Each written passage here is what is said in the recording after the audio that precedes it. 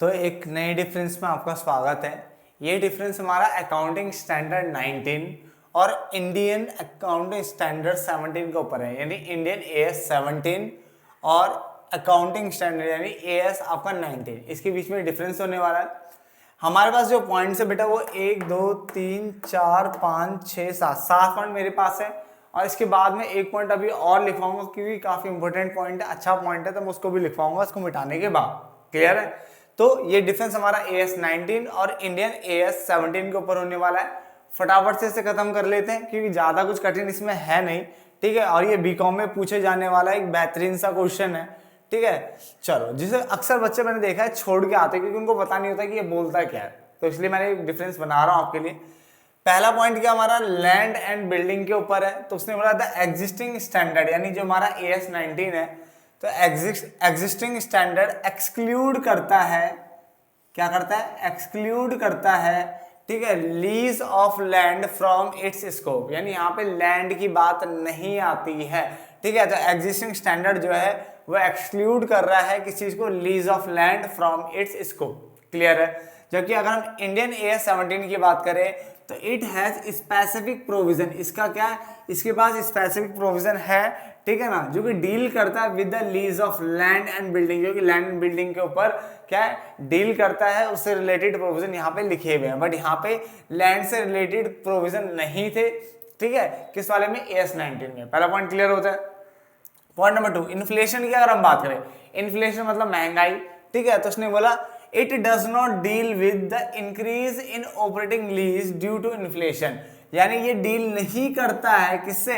With increase in operating lease, यानी increase आना किसमें? ऑपरेटिंग लीज में इंक्रीज होना ड्यू टू इन्फ्लेशन। अब ये ऑपरेटिंग लीज क्या होती है? Financial lease, financing lease, financial lease क्या होती है? इसके ऊपर मैं ऑलरेडी एक डिफरेंस डाल चुका हूं, वहां जाके पढ़ सकते हो कि ऑपरेटिंग क्या होता है और फाइनेंशियल क्या होता है। ठीक है ना, ये दोनों तो फाइनेंसिंग बोल लो, ठीक है, फाइनेंसिंग लीज, तो इनके ऊपर आप जाकर के वहां पे डिफरेंस पढ़ सकते हो। क्लियर ना?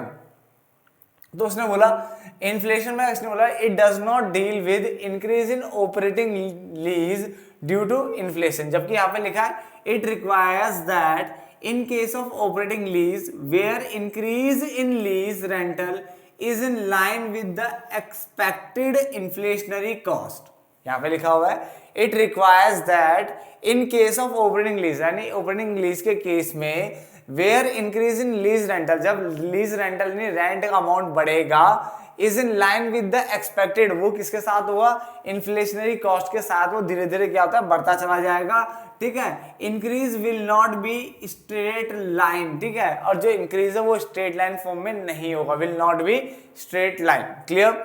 देन उसके बाद इसने बोला हमारे पास लीज इंसेंटिव की अगर हम बात करें तो there is no specific guidance on lease incentive, lease incentive के ऊपर कोई स्पेसिफिक गाइडेंस यहाँ पे नहीं है, जैसे such as rent free period type का कोई कॉन्सेप्ट यहाँ पे नहीं है with existing accounting standard.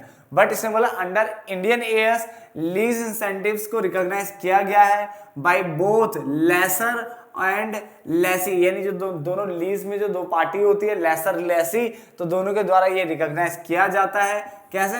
As a reduction यानी घटाया जाता है किसमें से? रेंटल इनकम या रेंटल एक्सपेंस जो भी होगा respectively over the lease term, जैसे जो भी लीज टर्म होगा 5 साल का 10 साल का जो भी है उस टर्म के अंतर्गत यहाँ पे जो हमारा जो लीज इंसेंटिव है इसको माइनस किया जा रहा है। ठीक है ना, तो ये दोनों के द्वारा रिकॉग्नाइज किया जाता है। तो 2-3 पॉइंट को पहले ध्यान से समझो, 3 पॉइंट को ध्यान से समझो बोल क्या रहा है बेटा। सबसे पहले हमने बात की लैंड बिल्डिंग की, तो उसने बोला जो एग्जिस्टिंग स्टैंडर्ड हमारा एएस 19 है वो एक्सक्लूड करता है, इसके दायरे में नहीं आता लीज ऑफ लैंड फ्रॉम, ठीक है, लीज ऑफ लैंड यहाँ पे नहीं आता। ठीक है, इसने एक्सक्लूड किया लीज ऑफ लैंड को फ्रॉम इट्स स्कोप, जबकि इंडियन एएस 17 में स्पेसिफिक प्रोविजंस है जो कि डील करते हैं किससे? Lease of land and buildings. पहला पॉइंट क्लियर हो गया था। पॉइंट नंबर 2 में मैंने इन्फ्लेशन की बात करी, और इन्फ्लेशन यानी महंगाई में मैंने बताया कि it does not deal with,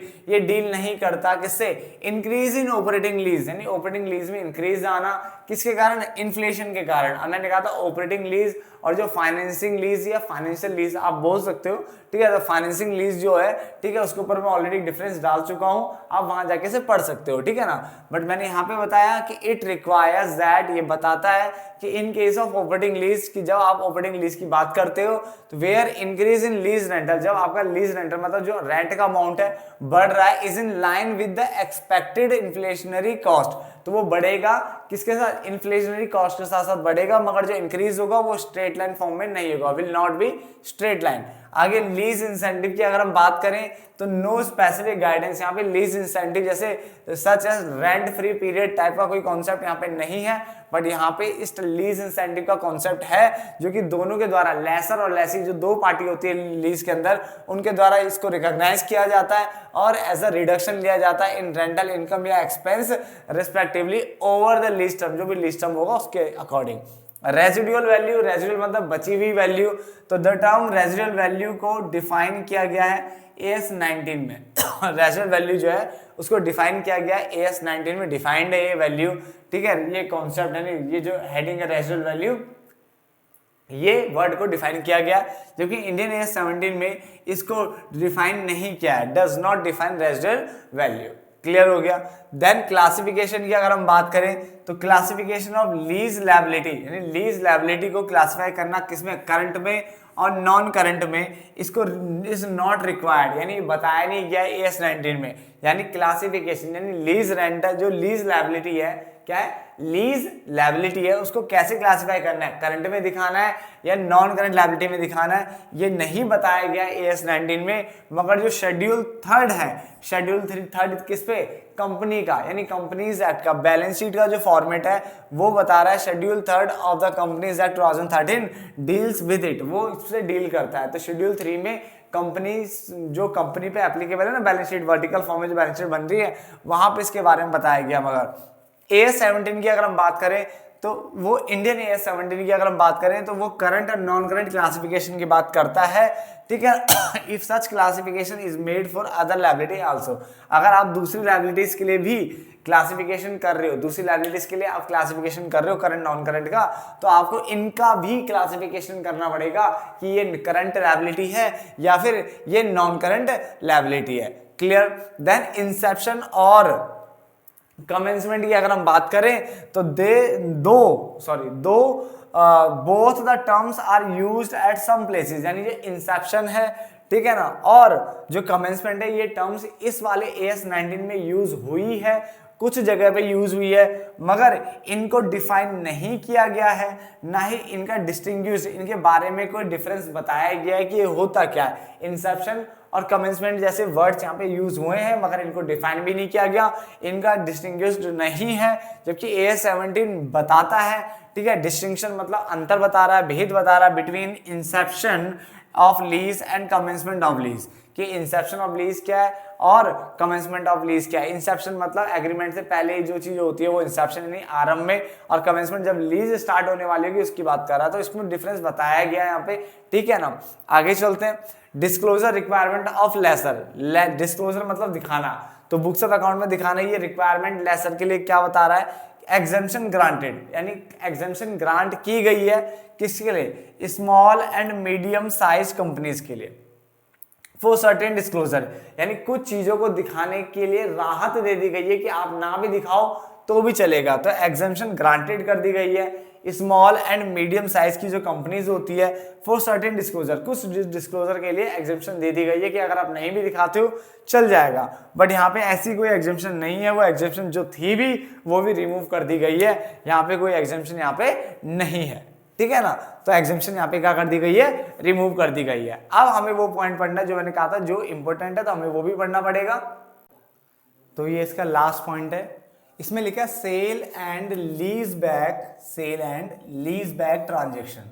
तो in case of sale and lease back transactions in finance lease, किसमें, finance leases, excess of sale proceed, यानी जो ज्यादा आएगा, ठीक है, एक्सेस मतलब ज्यादा, of sale proceed over the carrying amount, यानी जो आपका जो कॉस्ट है, जो कैरिंग अमाउंट है, ठीक है, अगर उससे ज्यादा आता है तो sale be deferred and amortised by the seller, तो उसको डेफर्ड किया जाएगा। डेफर्ड मतलब फ्यूचर में धीरे धीरे क्या किया जाएगा, अमोर्टाइज किया जाएगा, खत्म किया जाएगा।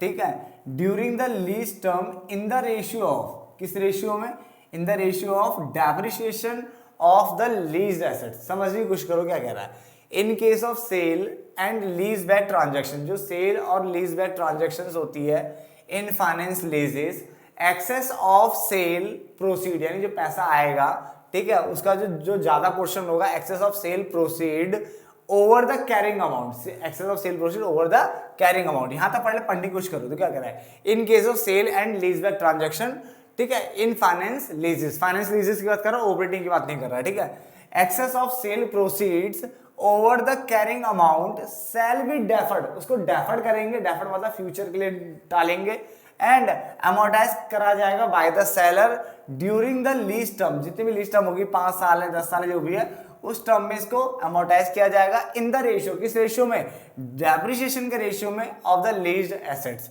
ठीक है, जबकि यहां पे लिखा है it follows deferred and amortise principal but does not specify any method, यानी ये भी आपका डेफर्ड और अमोर्टाइज वाला जैसे ये प्रिंसिपल फॉलो करता है, ऐसे ये भी कर रहा है, मगर इसमें कोई स्पेसिफिक मेथड नहीं है अमोर्टाइजेशन का कि उसको कैसे रिटर्न ऑफ करना है, मतलब धीरे धीरे P&L में कैसे उसे डालना है। अमोर्टाइजेशन का कोई कॉन्सेप्ट यहाँ पे मेथड नहीं है, बट यहाँ पे तो बताया हुआ है, रेशियो क्या बताया है कि डेप्रिसिएशन ऑफ लीज एसेट, यानी जो एसेट जो लीज पे है उसके डेप्रिसिएशन के रेशियो में आपको धीरे धीरे इसको अमोर्टाइज करना है, डेफर्ड एंड अमोर्टाइज करना है, बट यहाँ पे ऐसा कोई मेथड स्पेसिफाई नहीं है। तो ये डिफरेंस भी आपको समझ में आ गया होगा। तो मिलते हैं फिर एक नए डिफरेंस में, तब तक के लिए धन्यवाद दोस्तों।